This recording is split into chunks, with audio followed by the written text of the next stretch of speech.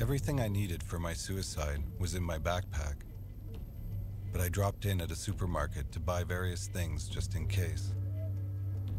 Candles, batteries for the radio, stomach medicine, eau de cologne, shaving things.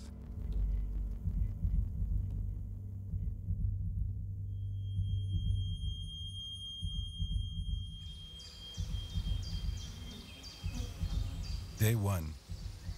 I've given up eating. All I need is a tiny shelter, built using the existing trees.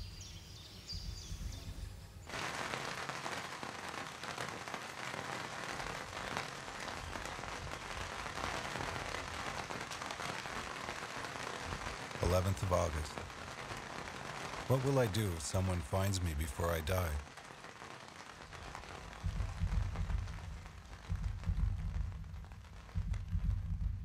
Day 17.